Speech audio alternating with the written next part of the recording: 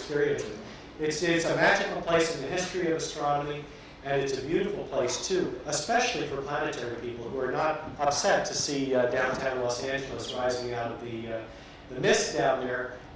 We just want it because the skies are historically very steady. It's a magical place for seeing, and it's still used because of that. As a matter of fact, Chara has its multi-instrument interferometer there, taking some of the highest stellar resolution images in the world from that location. And just a couple of pictures of the globe, the sky globe. So obviously not the best place to look at galaxies, although this guy did a pretty good job.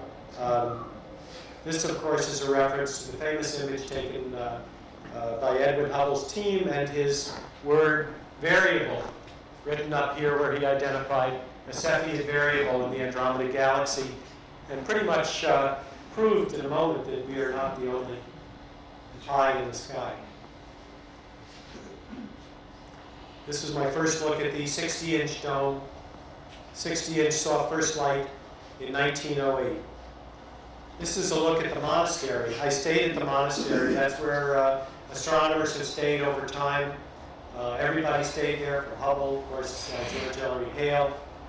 That car belongs to, I have to remember her name, Shelley Bonus, who is a fascinating woman who was at one point married to Richard Pryor, and went back to school, became an astronomer, teaches at UCLA, and does public work at Mount Wilson. We were the only two residents of the monastery the 3 days I was there.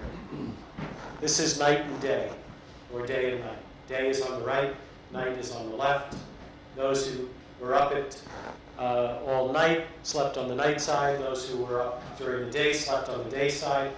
The hallways are about 2.5 feet wide, and there was no one else there when I got there, so I slept on the more modern day side, and nobody bothered me. This is Hale's library, which looks very much as it did when Einstein visited in the 30s. I got to rest my tuchus in Einstein's chair over there, and I was no smarter for it. Just one quick look at some of the beautiful DC power stuff that's all over Mount Wilson. And a quick look, I have so many pictures of this. Someday I just did a talk just on the Mount Wilson trip. But this is 19th century astronomy in the 20th century. This telescope is built out of, this is a Hooker telescope, of course, the 100-inch built. The lens is made out of French mirror glass. The crate from France is still there. It needs to be sent back, filled with bubbles, green. The thing is all riveted together because welding was still experimental at that time. They trusted rivets. Here's Dave. Where we're standing when this picture is taken is on the louvers covering the 100-inch Hooker mirror, which are heavy steel, easily supporting our weight. And what you see to the right is the tertiary flat. So we're inside the telescope. That mirror is bigger than, I think, any mirror on the field. And here it is with the cover off looking up. So we're looking out the top of the 100-inch telescope through the slit. This was really fun. Just in case you don't get get that sense, this was really a trip. But here I am at the baby telescope, the 60-inch, one line for 110 years, almost. Here's a close-up view of my laptop on the top of that ladder, and my little Scorpion camera stuck in the focus group. This telescope is so, you could ride this thing like a horse. I mean, they do public, this is accessible to the public for, I believe it's $1,800 for the night.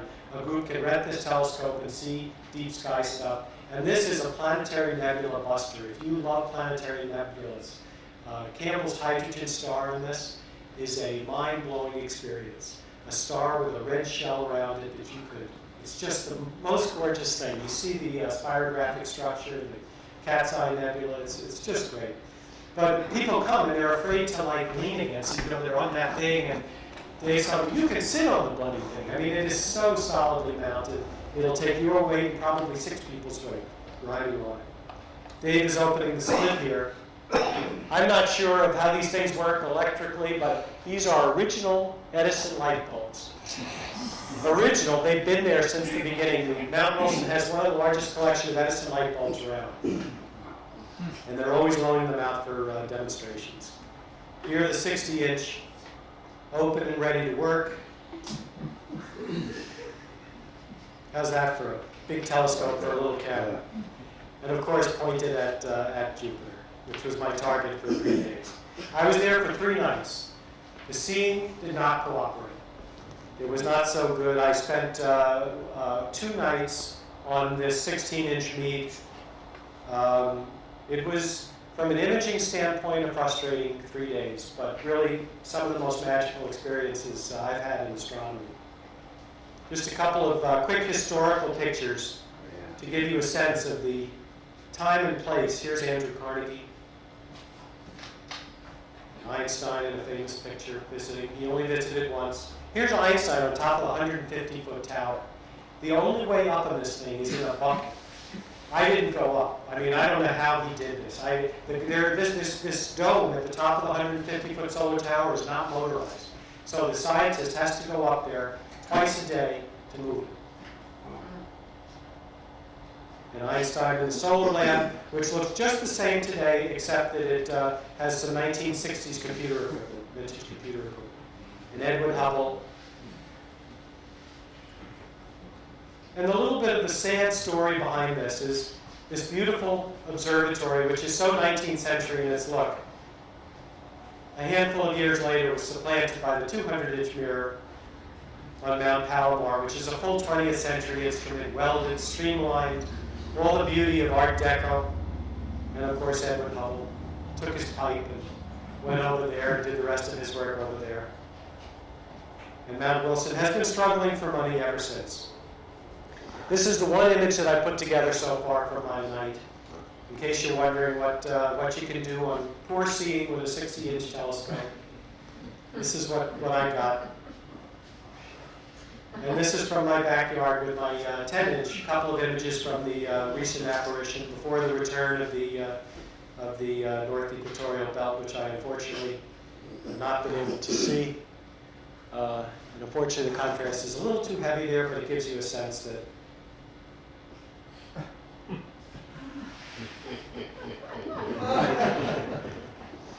isn't it true? Yeah. So here's my little story. How am I doing here? We're doing good with time. This is an image I took, well, pretty much the last image I've taken. It was right around, I believe, October 20th. The lake weather comes in at the end of October. And this, I don't know how many of you, but this has been the leanest astronomy winter I've ever had. I haven't gotten out at all. I like to think it's not my aging, but it's the lousy weather. But I had a nice bit of seeing this day. I really enjoyed this day. I got out, I did a low resolution, full disk image of the sun, and I was able to focus in on these 2 areas, which I believe I showed you these before, but I'll show you them again. Got some, nice resolution on these close-up views of the prominences and that lovely filament in the active region getting ready to disappear over the limb. And I've had some nice success with the astronomy picture of the day, and I thought this image was taken, shortly and finished shortly before Halloween. I gave it the title of "It's Not the Great Pumpkin, Charlie Brown," which I thought was one of my better titles. And I sent it to Jerry and Robert, and I assumed that they would use it for the astronomy picture of the day. I sent it to Tony Phillips. They usually like a nice, well-named image, do the work for them for Halloween or something like that. And here's how I envisioned it, but of course, it didn't happen. This was the astronomy picture of the day for October 31st.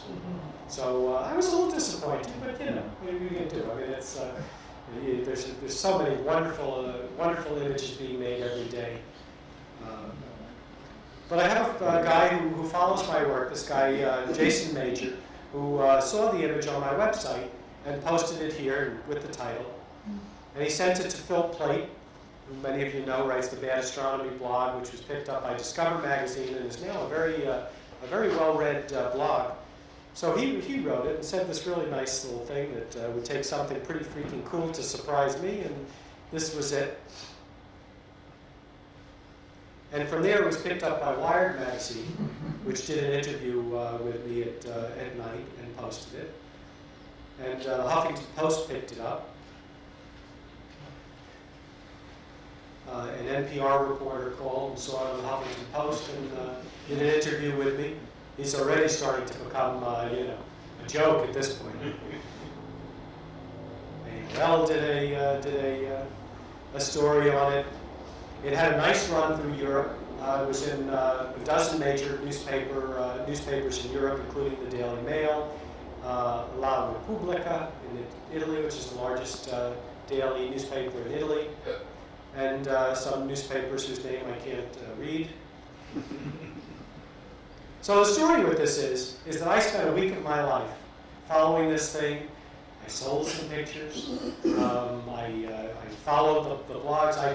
I got lost in this thing of finding out where the hell this image had gone. It was on Harley Davidson discussion groups. It was on martial arts discussion groups. It was on a paranormal group. It just captured the imagination.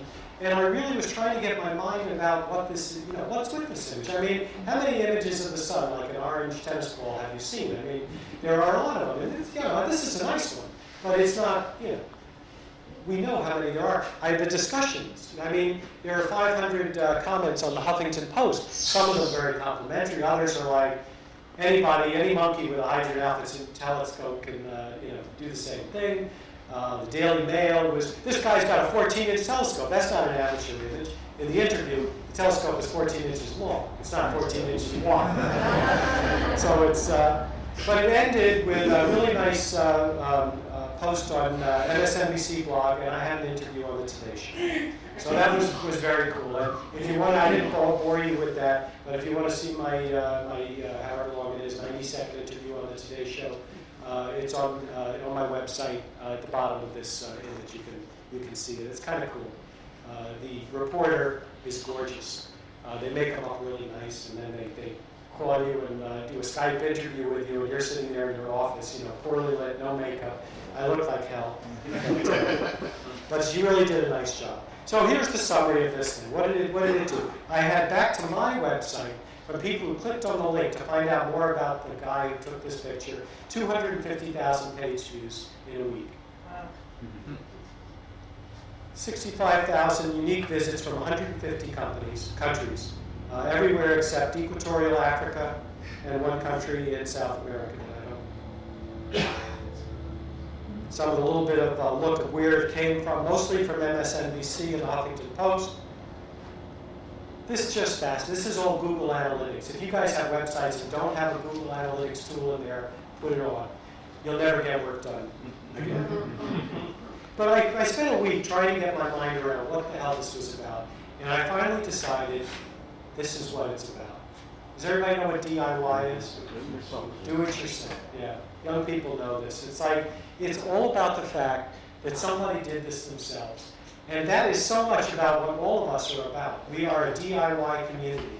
We may have a lot of gray hair, but DIY is a youthful resonating concept. And I just felt that that's a really exciting thing. So, you know, as we get into, you know, being annoyed that our pictures aren't on Astronomy Picture of the Day, or, you know, all these other great places that cover our hobby and our scientific community, get involved in, visit my website. But get involved in some of these wonderful discussion groups and share it and, you know, do it yourself. This is one of my favorites, the solar community on cloudy nights, but of course Astromart is a wonderful discussion community as well. There are lots of them. They sometimes get heated, but in the end, they're really nice places. So, you know, my mantra for this year is do it yourself and share what you do with others. And remember to have a good time. If you miss the transit of the solar station, don't beat yourself up about it. There'll be another. And that's the end.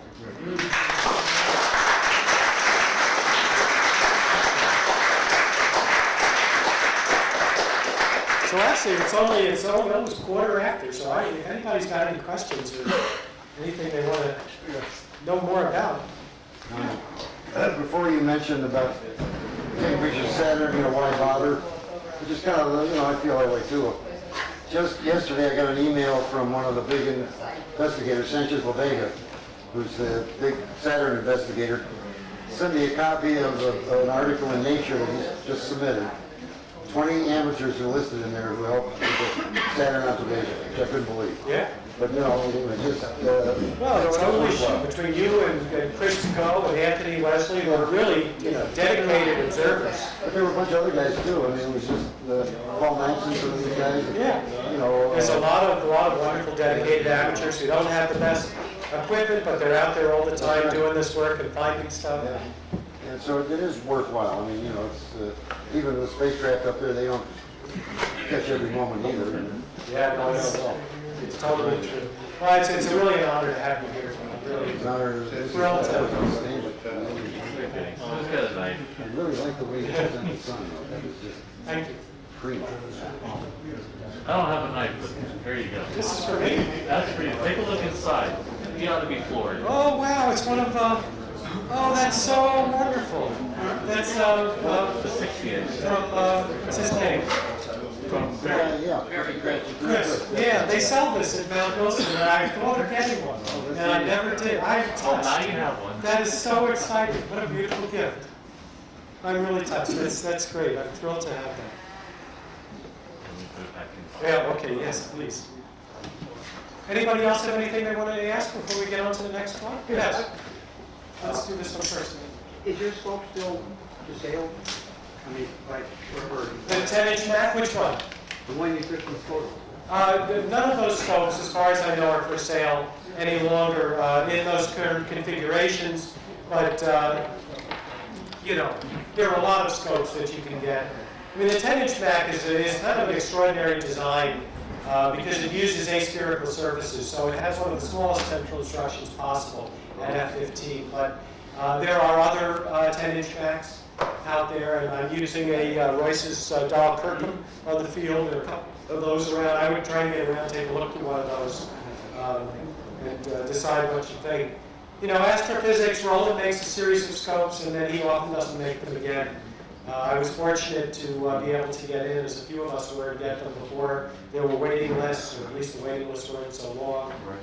But there are other scopes to do this with. Death watch now. It's really planetary imaging. I guess I didn't really talk about it that much, but planetary solar system imaging is, 90% seeing, 5% being in the right place at the right time, and then another 5% of everything else. So you get to a good place where the seeing is good, get out often, and most of the people doing the best work in the world are using 14-inch Celestron SCTs. So you certainly don't need an astrophysics scope to do this stuff. I do like having them. Yes. What software do you use? I'm a Software Mac is guy. out there. Yeah, I'm a Mac guy, so all my software is Mac-based. I use a program called Astro IIDC by Milton Opperly. Yep. I kind of use his stuff all the time. I've never used Registack, so I can't say a thing about it. I'm a real craftsman, that's kind of that's my shtick. That's what I do. So I really like going through and choosing the frames that are going to be in my stacks, and it's probably why I don't make nearly as many images as everyone else, and I'm not scientifically as useful as a lot of other people. But for me, it's about the picture making and the communication part of it as much as the science in some way. So I really work hard to be accurate to the science. Yes, you had a question too. Yeah, what do you mean by over-sharpening? What do I mean about over-sharpening? Well, that's a whole other talk. But over-sharpening, I have a talk on sharpening, which is kind of a wonderful issue. If you were old enough to remember the cameras from when unsharp mask was a darkroom technique, you'll understand how it works. It's very easy to overuse. Our minds love sharpness. Our minds want contrast. So we love seeing edges where there are no edges. And the first thing you want to do when you process an image is put edges in everything. And we don't, the challenge is stepping back from that and trying to be comfortable not having edges where there are no edges. Because there really are many less edges than you see in most images. And there's a whole, lot to know about where to back off. But that's the difference between a superb image and a wonderful image is the fact that the sharpening is somebody sitting on the hands of the person with the unsharp mask. The way I do it is, the sharpening should be just barely noticeable. If it's more than barely noticeable, it's too much. That's my personal opinion on sharp. I think that's true, and of course aperture comes in there too, especially with planetary stuff, because I'm competing against guys with much larger telescopes, and I just can't pull the detail out that people can with a 14 or 16-inch telescope, or Wes Higgins with his 18-inch. I won't use the pejorative I used to talk about his bloody telescope, but he's a fantastic image. But I'm always competing with that. I look at his images of Copernicus, and I want to have every craterlet that he's got. So how do you do it? You sharpen the crap out of the picture. But at the end of the day, you've got a picture that is too sharp. So try not to do that, and you'll be happy. That's when maximum entry first came along. Everybody jumped on it, and all the star images were like donuts. Well, isn't that great? Yeah. Well, we look back at the early work of the pioneering planetary imagers, Eric Eng and guys like that. Their images are still fantastic, but they're definitely over-sharpened in today's world. Yeah, so am I, So, well, wonderful to see you all. I hope you enjoyed it, and I'll be around all week. Come by and just hang out with me. yeah. Luck on the shuttle. Yeah. Well, I'll keep you posted. Yeah. Let us know how that comes out. What's that? Don't forget to tip the waiters. Yeah. Thanks, Ed. Yeah, thank you. Very good.